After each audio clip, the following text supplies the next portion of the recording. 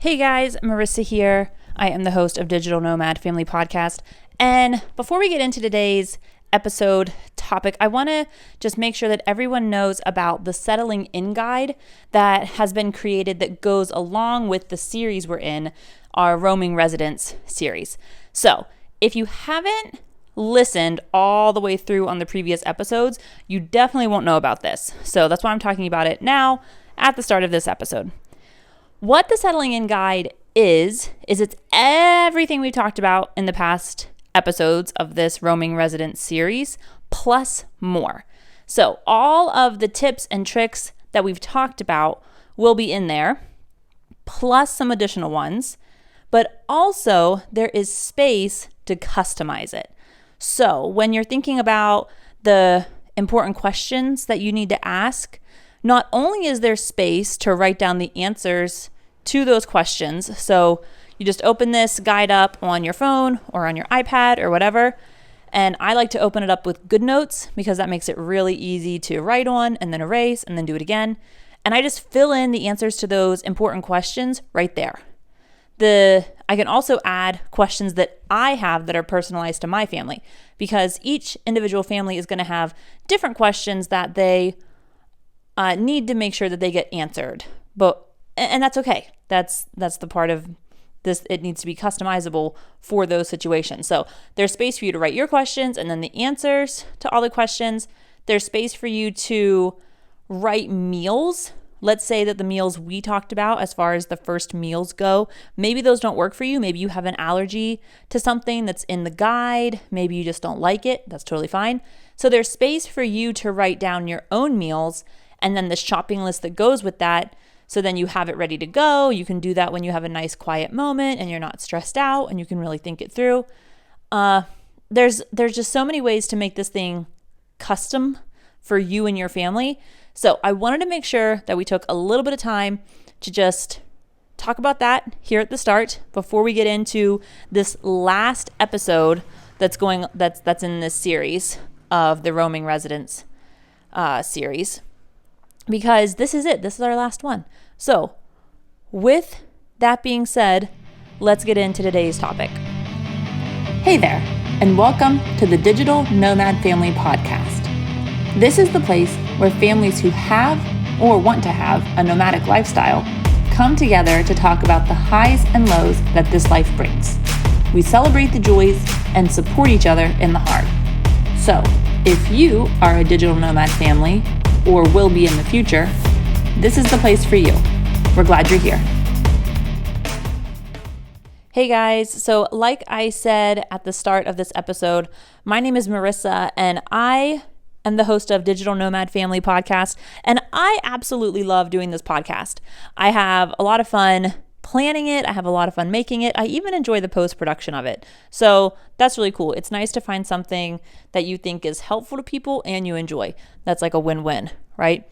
So we have been doing a series called Roaming Residence, and it's all about creating a home quickly in each new place we land, because as moms and dads, we want to make sure that our kids feel settled wherever we are.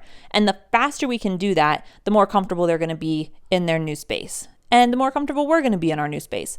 So I do think it's important to kind of find a way to systematize this, because while it does change from place to place, there are always going to be some consistencies. And so if we can find those consistencies and make them so easy and so repeatable, then the things that do change won't feel as stressful, because there's scientific studies that talk about how many choices our brains can handle, and it's not many. Like, it's not as many as we think.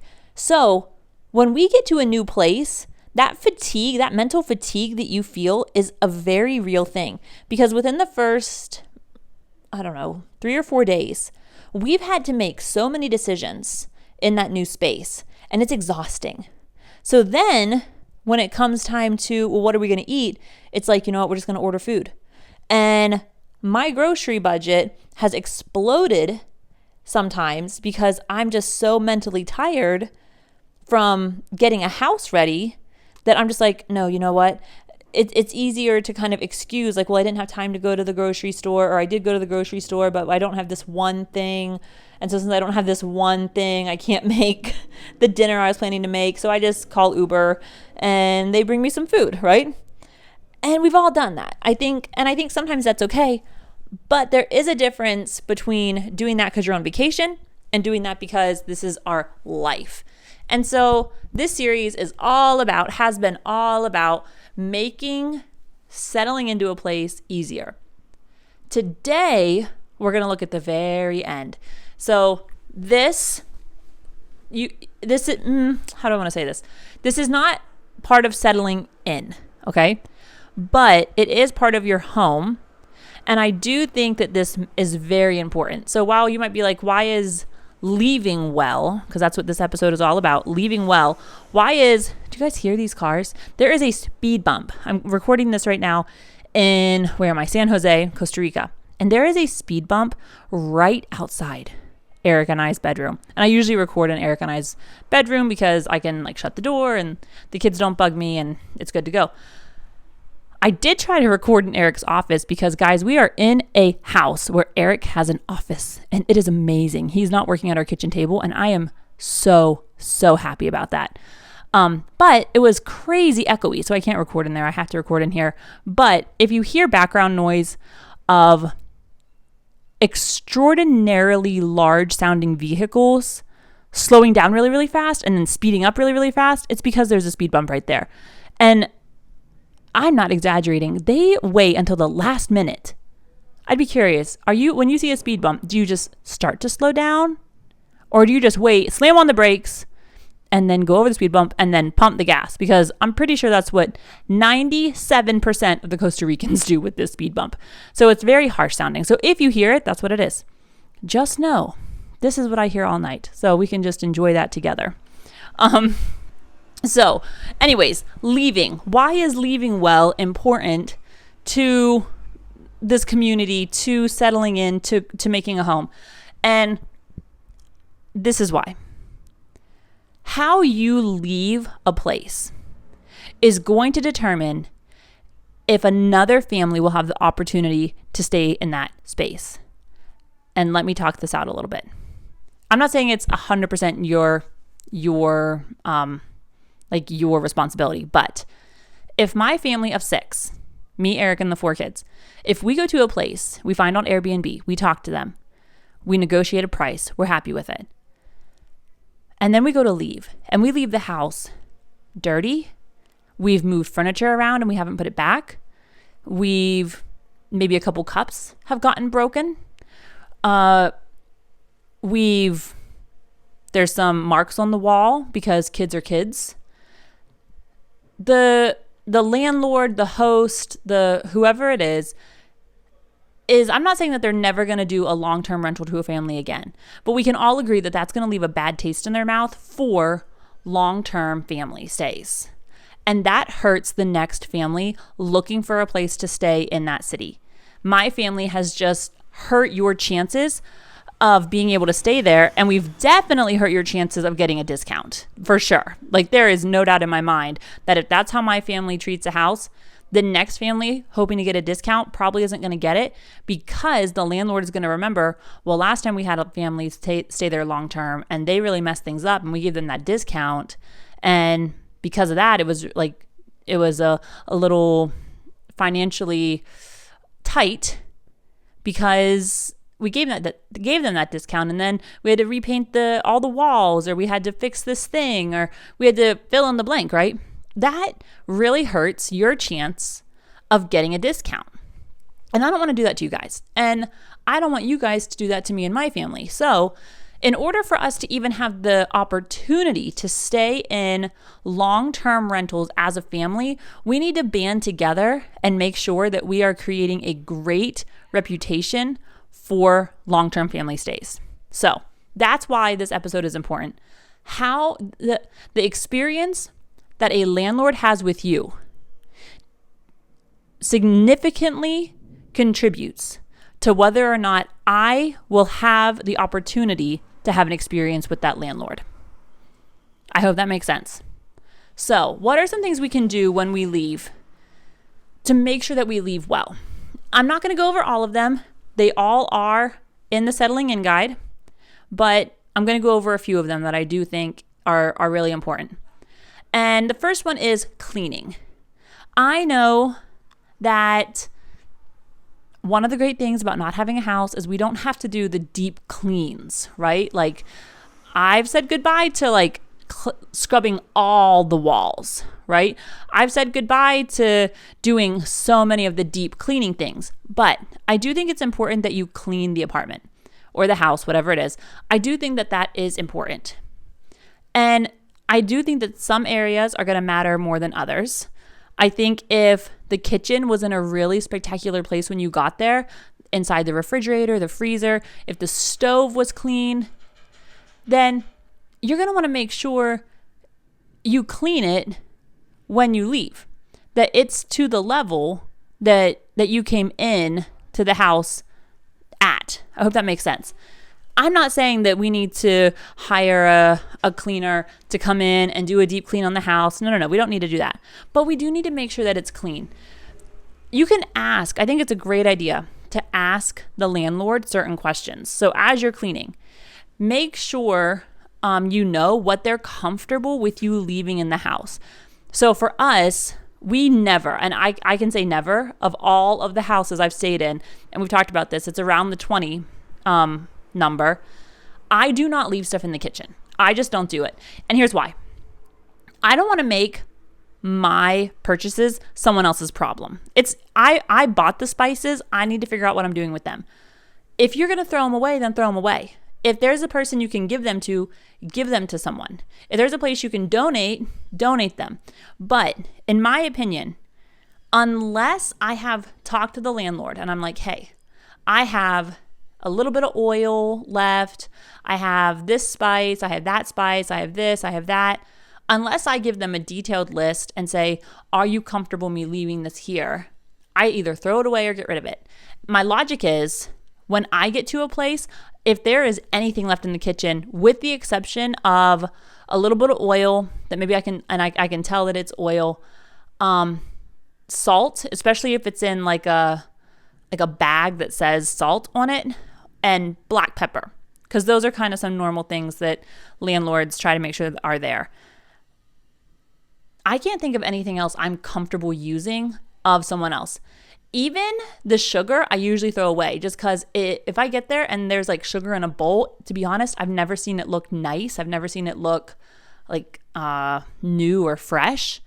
It's always in like anytime there is sugar, it's in like a crusty sugar bowl. And I'm like, no thanks. So I'll dump it out and I'll buy my own sugar. So if I'm uncomfortable using leftover spices of someone else, then the next person might be also.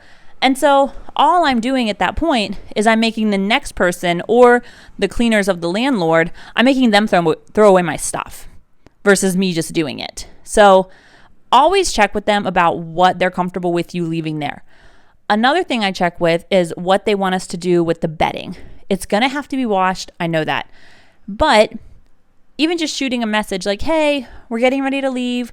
What would you like us to do with the sheets and the pillowcases? Do you want us to take them off and put them somewhere? Do you want us to leave them on the beds? And just let them know that you're thinking about them, that you're being helpful. That's really going to leave a good impression on the landlord that you are thinking about ways to make the cleaning faster and easier for them. And that's always a nice thing to do. So cleaning, definitely clean. Another place that you really want to clean are the walls. Kids love walls. I don't know why. They just do. Please tell me I'm not the only one with kids that mark up walls. And I don't have little kids anymore. It's just like they put their feet up on the wall sometimes. So like we make sure that we wash the walls, especially ones that are in high traffic areas like hallways. And we always make sure that we wipe down around light switches because those just get grimy and that kind of stuff. And you don't want the place to look super used or anything. And so we just look around, and if we see any marks on the walls or around the light switches or any plugs, we just give it a quick wash and it's good to go. The last tip I'm going to give, this is going to be a pretty quick episode, so you're welcome for that. The last little tip I'm going to give you guys is leave a review. If you found this house on any type of website or app that you can leave reviews, do it. And my one thing about leaving reviews, I don't think anything you leave in a review should be a surprise, because that is really, really frustrating to landlords and hosts. Because so many times I'll be talking to people and they'll tell me about their house situation, and I'll say, well, what did the landlord say when you told them? Oh, I didn't. Well, if you didn't tell them, then they don't have the opportunity to try to fix it while you're there. And then you leave it in a review, and that's not being helpful, that's just complaining. And so we definitely want to always make sure that we are erring on the side of being helpful versus just complaining. Because again, if as traveling families, people just think, oh, they just always complain about everything. They always just leave bad reviews and they don't tell me anything, and I just never know how to please them. People will stop renting to us, and we need to look out for each other. So definitely let them know. Now, if there are some things that you knew about coming into it, then that was on you. Like one time we stayed in a place, it was pretty warm, and the bedrooms had air conditioning, but the living area didn't. And so we could see in the pictures that there was an air conditioning unit on the wall, but it was broken. So when we got there, we did ask the landlord, like, hey, would you be willing to get this fixed while we're here? Like, we don't mind if people come in while we're here. It's not a big deal. And she didn't want to get it fixed, which that's fine. That's her call. But it wouldn't have been very above board of me to complain about that on the Airbnb app when I left the review, because I knew it wasn't working when we got to the apartment. So you see what I'm saying here? Don't complain about stuff that you already know about. And also, don't complain about stuff that you never told the landlord about. If you get there and maybe maybe there's not enough seats around the dining room table, and the landlord knew that you were a family of 5, but there were only 4 chairs.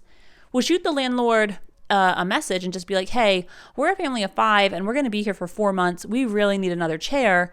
Could you either provide one, or if we go grab one, could we take a little bit off the rent to help cover that cost? Because if they know you're a family of 5 coming into there, then there are just certain things that should be provided as a family of 5. And a dining room chairs are one of them. So if you reach out and they're like, no, you can buy one, but I'm still not going to take it off the rent. To be perfectly honest, you might just have to go buy one, because where's your kid going to sit? But I don't think it would be like a below the belt move, if you will, to put that in the review. Like, we were a little frustrated because the landlord knew, the host knew that we were a family of 5, and we got there and there were only 4 chairs around the dining room, and they were unwilling to provide a 5th chair. I don't think that is wrong. That's telling the truth. I don't know how helpful that would be to the next family looking to stay there. And so as you're writing reviews, I do think you need to ask yourself, am I writing this review because I just want to air a bunch of dirty laundry, or because I'm actually being helpful? If there were multiple examples of you reaching out to the landlord asking for help, and they just repeatedly denied helping you, I think that's very important for people to know. But if this chair situation is just a one-off thing, but for the most part they were a very helpful landlord, then I'm not sure you putting the thing about the chair in the review is going to be super helpful. It might just be you kind of putting your frustrations out there, which I get. We all do that. So as you're writing your review, I would really encourage you, make sure nothing in there is a surprise. I don't think that's fair. I don't think it's fair for a host to read a review on VRBO or Airbnb or house sitting and be shocked by what they read. I think they should be able to read it and go, yeah, that's kind of what I expected them to write. Good, bad, in between, doesn't matter. I think it should be, yeah, that's what I expected. Also, none of us have amazing experiences with every single one of our stays. That's just impossible. We are going to have the bad ones. And part of it could be because it was just a bad host. Maybe it wasn't as good as we thought it was going to be. Maybe something else happened, right? But sometimes we just have to give a little bit of grace to the landlords because they are just human. I think sometimes it's easy to think, oh, well, these are superhumans that should be at my beck and call at all times, and they're just not. And so we do need to give a little grace. And so as you're writing your review, just be honest, for sure, be honest. Be kind and be helpful. Those are kind of like my things for reviews. But I do think it's important to leave a review because it shows the host that we take this just as seriously as they do. Because so many Airbnb owners have multiple Airbnbs, and this is a significant part of their income. And they take this very seriously. They take, I've had so many Airbnb hosts that are amazing, and they take it very seriously. And that's fantastic. I've had some that were complete duds, and that happens too. But the ones that take it seriously, when you write a nice review, a nice long review that helps people, that is going to show them, hey, as a traveling family community, we understand that this matters to you. We understand that you need good reviews, that people need to be informed, because I don't know about you guys, but when I am, do you hear that big truck? Maybe you can't. I don't know, but he's a big guy. When I'm looking for an Airbnb, I read the reviews, and I think they can be very, very useful in making the final decision. So make sure you leave your reviews. And that's it, guys. That is it for Leaving Well. And that's it for this series. So well done us for getting through another series. I hope you guys have enjoyed it. I would definitely encourage you to go get your settling in guide.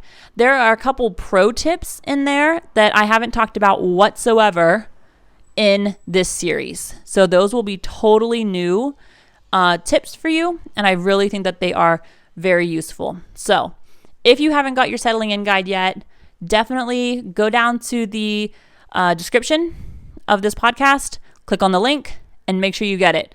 It really is a fantastic resource. And I'm not just saying that because I made it. I really do think it's good. Okay, guys, with that being said, I hope that you are all doing well. I'm excited to get into our next series, which I'm not going to tell you. It's going to be a good one, though.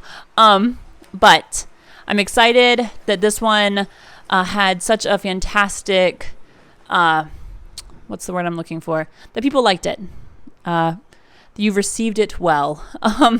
So thank you for that. And as always, I hope you continue to travel joyfully.